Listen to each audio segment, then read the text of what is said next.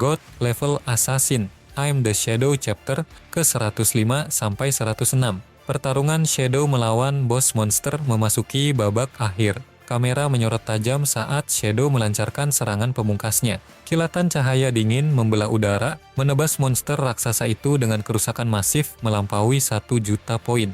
Tubuh sang bos monster terbelah dua secara presisi, hancur berkeping-keping di bawah dominasi mutlak sang pembunuh tingkat dewa. Di kejauhan dari atas bukit, Haijie dan rekan-rekannya bersorak histeris menyaksikan kemenangan telak itu. Itu luar biasa. Bos Shadow memang perkasa. Setelah mengumpulkan seluruh barang rampasan yang berserakan, Shadow berkata dengan nada tenang, "Mari kita bersiap menuju lokasi bos berikutnya." Seorang wanita berambut hitam terbelalak melihat tumpukan item langka di depan matanya dan berseru, "Wow, banyak sekali harta karunnya." Alur cerita melompat maju seiring berjalannya waktu, jam kini menunjukkan pukul 20.00 malam. Haijie seketika panik dan berkata, "Ini tidak mungkin bos, ini sudah jam 8 malam. Kita benar-benar tidak bisa lembur lagi hari ini." Setelah mengamankan hasil jarahan mereka, keduanya bersiap untuk keluar dari dunia virtual sembari melambaikan tangan. "Selamat tinggal bos Shadow, sampai jumpa lagi besok jam 9 pagi. Melihat tingkah praktis mereka berdua, Shadow hanya terdiam kaku seperti patung di tengah keheningan. Tak lama kemudian, Shadow menerima sebuah pesan dari Little Black yang mengabarkan penemuan peta harta karun legendaris namun berwujud monster petty yang mengerikan. "Wow, aku benar-benar telah menemukan harta karun legendaris." Shadow menanggapi dengan sedikit terkejut. "Oh, kerjamu cepat sekali. Tidak heran jika kau dijuluki si Plom besar. Tapi ternyata ini adalah monster peniru dan aku tidak bisa mengalahkannya sendirian. Tolong aku ya."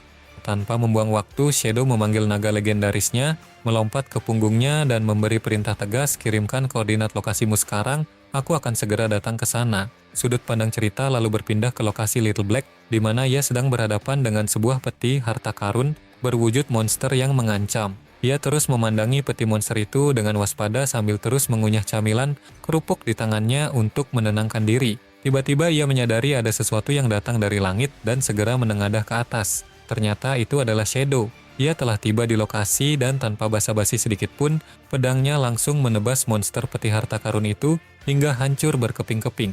Notifikasi sistem muncul di tengah layar yang berpendar terang. "Selamat, kau telah berhasil membunuh sang pemangsa rakus. Anda telah memperoleh 1.216.000 poin pengalaman, 131 poin evolusi, dan tambahan 112,37 tahun masa pakai yang dapat diperdagangkan. Selamat atas kenaikan tingkat Anda menuju level 25. Seperti yang diharapkan darimu, kau berhasil menemukan tempat terpencil seperti ini dengan sangat cepat." Little Black, atau yang akrab dipanggil Big Plum, terpana dan berkata, "Ia langsung mati hanya dalam satu tebasan saja. Bos ini benar-benar telah tumbuh menjadi jauh lebih kuat." Shadow menatap bangkai monster itu dan bertanya, "Tapi bagaimana kau bisa mengetahui bahwa itu adalah monster peniru tanpa memicunya terlebih dahulu?" "Aku tidak sengaja terperosok jatuh ke dalam lubang ini dan hampir mengira telah menemukan sebuah peti harta karun yang asli. Namun sialnya, kerupuk beras yang sedang kumakan jatuh dari atas dan membangunkan monster itu dari tidurnya." Shadow mengernyitkan dahi dan bertanya pelan, "Senbei, benar, hanya itu saja yang terjadi. Aku mendapatkannya dari seorang pedagang misterius tempo hari. Akhir-akhir ini nasibku sedang sangat buruk, tapi anehnya setelah memakan kerupuk ini, keberuntunganku tiba-tiba membaik secara drastis." Shadow yang merasa ada sesuatu yang ganjil segera menanyakan perihal camilan itu kepada sistem internalnya. Apakah informasi ini benar atau salah? Sistem mulai memberikan deskripsi mendalam mengenai item tersebut. "Aku belum pernah melihat benda ini sebelumnya, dan aku sama sekali belum pernah mendengar tentang keberadaan benda ajaib seperti ini, bahkan di kehidupanku yang lalu." Big Plum yang memperhatikan gerak-gerik Shadow mulai membatin dengan antusias. "Oh, sepertinya sang bos juga ingin mencicipi makanan ini. Dia pasti harus melepas penutup wajahnya jika ingin makan. Sekarang akhirnya aku bisa melihat wajah asli orang penting itu." Akan tetapi, dengan gerakan secepat bayangan Shadow menghilang sejenak dari pandangan agar wajah aslinya tetap tidak terlihat oleh siapapun. Big Plum mendesah kecewa dan berkata, "Ah, aku gagal lagi melihat wajahnya." Shadow muncul kembali dengan tenang dan memberikan komentar singkat, "Rasanya memang enak. Bos Shadow yang hebat itu rupanya benar-benar sosok yang sangat pemalu. Mereka yang tertangkap oleh monster peniru akan terperangkap di dalam perutnya dan hanya dapat melarikan diri ketika makhluk itu dihancurkan atau ada korban lain yang masuk menggantikannya. Mimik adalah jenis monster yang sangat berbahaya. Untungnya, kau tidak memicu kemunculannya secara langsung sejak awal. Selama terperangkap di dalam sana, sangat mudah bagi pemain untuk mati kelaparan di kehidupan nyata karena kesadaranmu tidak bisa keluar dari game untuk makan. Namun sebenarnya monster itu tidak terlalu kuat. Setelah kau berhasil mengalahkannya, peti harta karun yang asli baru akan muncul ke permukaan. Mari kita saksikan apa yang bisa kita dapatkan dari peti harta karun giok yang langka ini. Shadow segera mengaktifkan skill legendarisnya, Greedy Hand, yang membuat setiap rampasan atau looting yang diperoleh akan meningkat berlipat-lipat ganda. Saat peti terbuka, notifikasi sistem kembali muncul di layar. Anda telah memperoleh 111 poin evolusi dan 7 buah peralatan tingkat tinggi. Anda telah berhasil mendapatkan kunci kota orang mati yang tidak adil, serta peta kota orang mati yang tidak adil. Shadow tertegun sejenak dalam diam dan membatin. Kunci kota orang mati yang tidak adil. Ini adalah barang yang tingkat kelangkaannya sangat luar biasa. Apakah benar kerupuk beras Wan ini yang membawa keberuntungan gila ini kepadaku? Kota orang mati yang tidak adil, itu adalah wilayah terlarang bagi siapapun yang masih hidup. Tercatat hanya ada satu orang yang pernah berhasil memasukinya. Tidak ada satupun yang tahu penderitaan apa yang ia alami di dalam sana, atau harta karun apa yang berhasil ia kumpulkan di dalam hatinya. Namun satu hal yang sudah pasti ada harta karun luar biasa yang tersembunyi di dalamnya. Karena setelah ia keluar dari sana, ia dengan cepat menebar teror dan membantai banyak sekali orang. Hanya dalam kurun waktu 1 bulan, sosok itu langsung menjadi nomor 1 dalam daftar peringkat tertinggi. Seingatku, dia berada di level 50 saat memutuskan untuk pergi ke tempat terkutuk itu. Saat ini, aku baru berada di level 25, yang memang lebih tinggi dari level normal pemain lainnya. Tetapi aku tetap tidak boleh gegabah dalam mengambil keputusan. Shadow kemudian menoleh kepada Big Plum dan berkata, "Aku sudah mengambil peta dan kuncinya. Kamu boleh mengambil sisanya dan membagikannya kepada yang lain. Terima kasih banyak, Bos Shadow." Shadow kembali bergumam penuh kehati-hatian dalam hatinya. Bagaimanapun juga, kota orang mati adalah tempat yang asing bagiku. Aku tidak tahu bahaya mematikan apa yang mengintai di sana. Jadi aku harus benar-benar siap secara fisik dan mental. Singkat cerita, mereka berdua bersiap untuk keluar dari lubang dalam itu dengan menunggangi sang naga legendaris yang megah. Shadow memberi aba-aba dengan tegas. "Pegangan yang erat, aku akan membawamu keluar dari sini sekarang juga." Shadow lalu bergumam penuh ambisi dalam hatinya. Tugas yang paling mendesak sekarang adalah menyelesaikan ujian Dewa Penghakiman level 25. Mari kita lihat peningkatan kekuatan dahsyat seperti apa yang bisa kudapatkan kali ini. Adegan berlanjut seiring perpindahan latar. Shadow kini telah tiba kembali di markas operasinya yang tersembunyi. Ia mengeluarkan sebuah lonceng pemanggil kuno dan segera membunyikannya hingga bergema. Seketika sesosok wanita NPC muncul dengan anggun mengenakan pakaian serba putih yang bercahaya. Shadow menatapnya dengan tajam dan berkata, "Mari kita lihat hadiah apa yang bisa aku peroleh dari tantangan level 25 ini." Wanita itu menyambutnya dengan suara lembut namun berwibawa. "Wahai penerus, apakah Anda sudah benar-benar siap untuk menerima tantangan ini?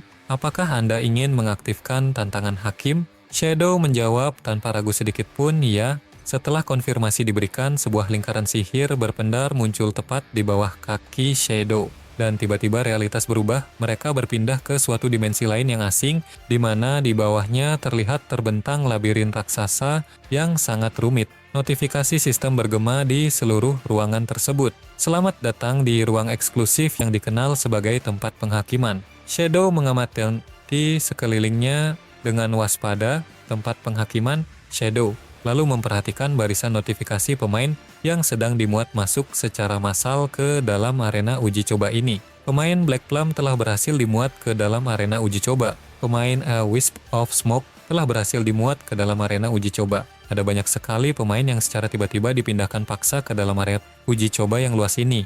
Bahkan sebuah notifikasi muncul, pemain Xiao Yu telah dimasukkan ke dalam arena uji coba. Xiao Yu terkejut bukan main dan berseru, "Hah? Kemana aku diteleportasi secara mendadak seperti ini? Bukankah seharusnya saat ini aku sedang menjaga tempat persembunyian tanah suci? Oh Yan Yan, ternyata kamu juga ada di sini juga bersama kami." Tapi Yan Yan hanya terdiam membeku dengan tatapan kosong karena sedang melihat sesuatu yang luar biasa. Di atas puncak labirin yang menjulang tinggi, Shadow menerima quest baru langsung dari sistem pusat. Persidangan kali ini merupakan sebuah putusan yang adil. Terdapat 100 target persidangan di dalam arena ini, dan hanya salah satu di antara mereka yang berstatus bersalah. Anda perlu menemukan pelakunya dan mengeksekusi mereka. Jika Anda membunuh orang yang salah, maka persidangan ini akan dianggap gagal seketika. Shadow bertanya dengan suara dingin, bagaimana cara menentukan rasa bersalah di antara mereka semua? Wanita NPC itu menjawab dengan misterius, lihatlah dengan kedua matamu sendiri. Sosok yang benar-benar bersalah tidak akan pernah bisa lolos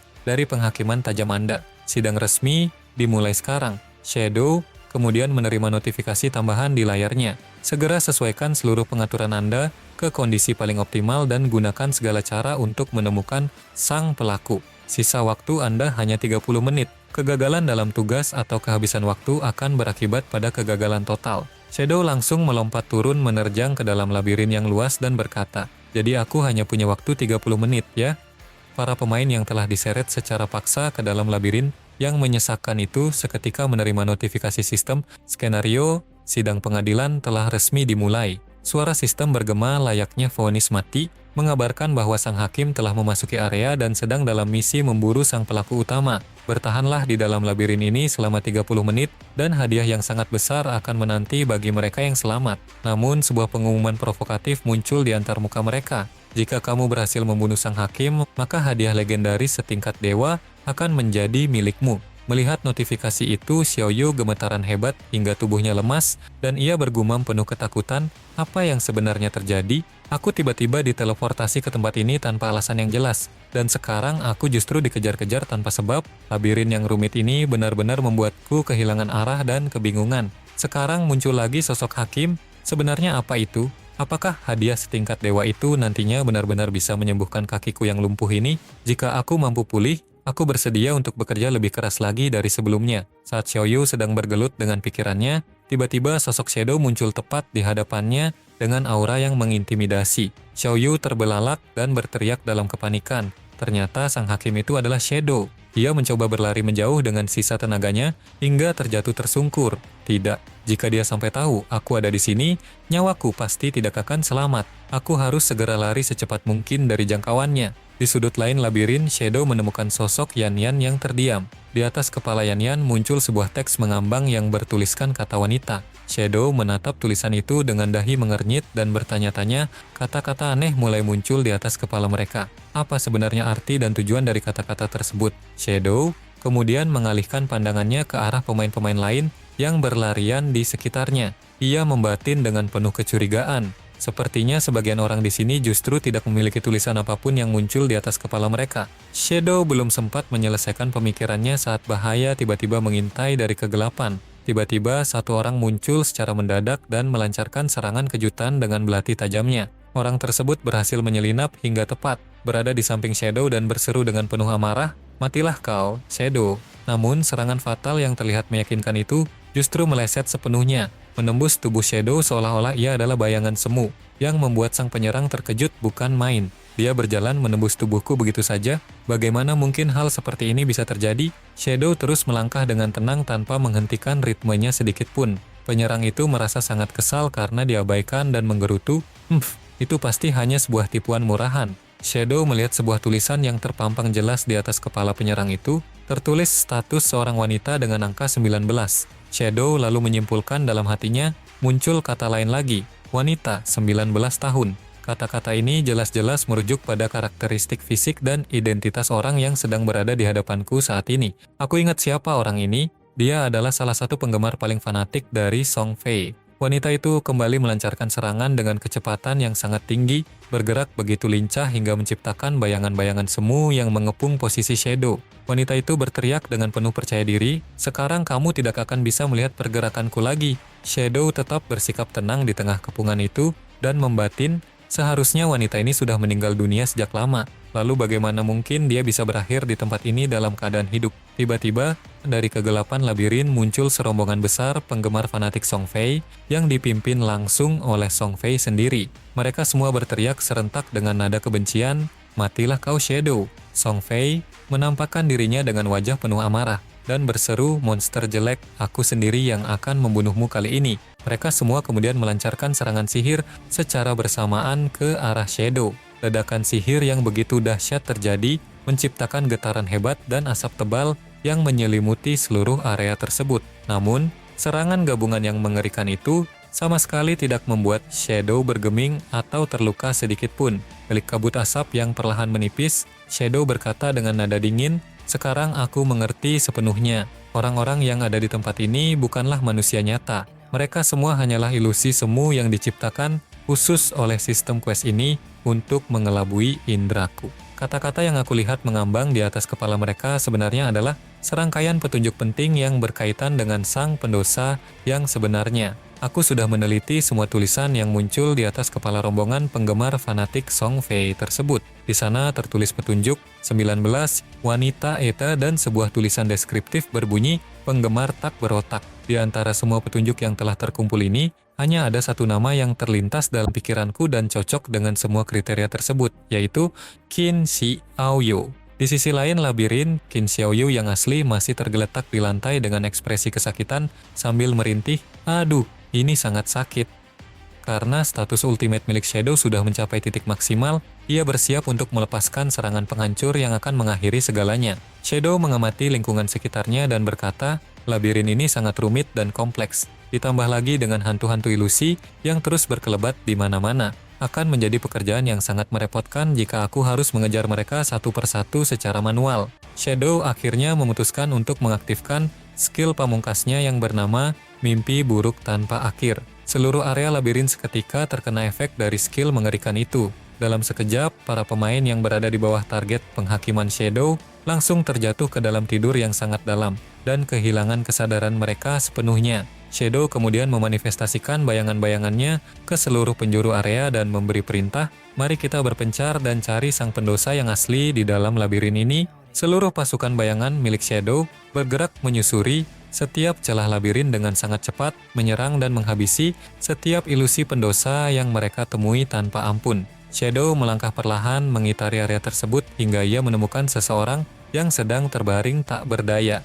Shadow menemukan sosok adiknya sendiri, orang yang di kehidupan sebelumnya telah mengkhianati dirinya dengan sangat kejam. Shadow menatap sosok itu dengan pandangan yang sedingin es kutub. Tanpa ragu sedikit pun, ia melancarkan satu serangan fatal tepat ke arah kepalanya yang memberikan kerusakan telak sebesar minus 12.846 poin.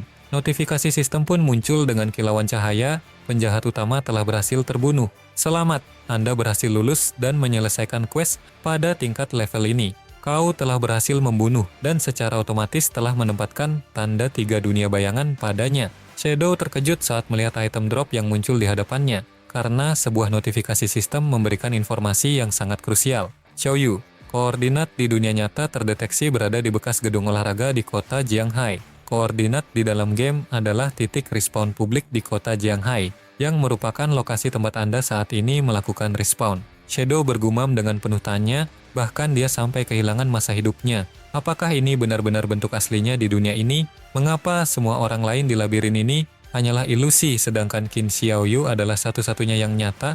Tiba-tiba sosok NPC pemberi quest muncul kembali dan berkata dengan nada bangga, "Selamat wahai pewaris, Anda telah berhasil melewati uji coba pendahuluan dengan hasil yang sempurna. Sekarang bukalah peti harta karun pemula yang asli dan klaim hadiah yang menjadi hakmu." Sebuah peti harta karun muncul melayang di atas labirin. Shadow segera membukanya dan mengambil sebuah senjata legendaris yang ada di dalamnya. Itu adalah item pedang penghakiman. Atribut dasar: serangan fisik 888, serangan elemen 888, seluruh atribut 88, kecepatan cooldown skill 88%. Pedang ini mengandung ruang independen yang disebut sebagai tempat penghakiman. Membunuh target apapun dengan pedang ini akan menghabiskan 10 poin keilahian, dan target yang terbunuh terakhir akan diteleportasi secara otomatis ke dalam tempat penghakiman. Shadow terkesima melihat senjata itu dan membatin, senjata ini awalnya merupakan senjata ilahi dasar. Ini adalah perlengkapan paling kuat yang pernah ada dalam seluruh sejarah game Forsaken by Gods. Masing-masing dari senjata ini memiliki efek yang sangat unik dan luar biasa ampuh. Notifikasi sistem kembali muncul memberikan penjelasan tambahan, fitur pengadilan para pendosa kini aktif. Hakimilah para pendosa di arena pengadilan untuk meningkatkan batas maksimal keilahian dan atribut dasar dari senjata ini. Penghakiman terberkati akan terbuka saat batas keilahian mencapai 10.000 poin. Shadow kembali merenung di dalam hatinya. Di kehidupan saya sebelumnya, saya mampu menembus peringkat 100 teratas dunia hanya berkat bantuan dari senjata ilahi yang mistis. Saat efek khususnya diaktifkan, senjata itu memberikan kekebalan total terhadap semua jenis serangan dan tambahan atribut tingkat tinggi. Namun, senjata tingkat mitos yang dulu kubanggakan itu bahkan tidak layak untuk dibandingkan dengan pedang penghakiman primitif yang ada di tanganku sekarang ini. Shadow kemudian bertanya untuk memastikan sesuatu, jadi senjata ini dapat ditingkatkan kekuatannya tanpa batas hanya dengan menghakimi para penjahat. Apakah itu berarti fungsinya sama dengan persidangan ini? NPC wanita itu menjawab dengan tegas, benar sekali. Berdasarkan aturan permainan yang telah ditetapkan oleh para dewa, ini adalah satu-satunya cara legal untuk menyerahkan pedang primal ini kepadamu. Aku harap kau bisa mengerti. Uji coba yang baru saja kau lalui dapat dianggap sebagai tutorial dasar untuk menguasai senjata ini. Shadow masih menyimpan satu rasa penasaran dan bertanya lagi. Lalu mengapa semua orang di labirin tadi hanyalah ilusi, sementara Qin Xiaoyu adalah orang yang benar-benar nyata? NPC wanita itu menatap Shadow dan menjelaskan, itu karena dia adalah seorang penista agama yang nyata. Di kehidupan sebelumnya, dia pernah menjalin hubungan terlarang dengan mata penghakiman dan mencoba untuk merebut kekuatan penghakiman secara paksa. Mereka adalah golongan orang berdosa yang memang harus diadili sampai ke akar-akarnya. Apakah yang akan terjadi selanjutnya dalam perjalanan sang hakim bayangan ini? Mari kita nantikan di chapter selanjutnya.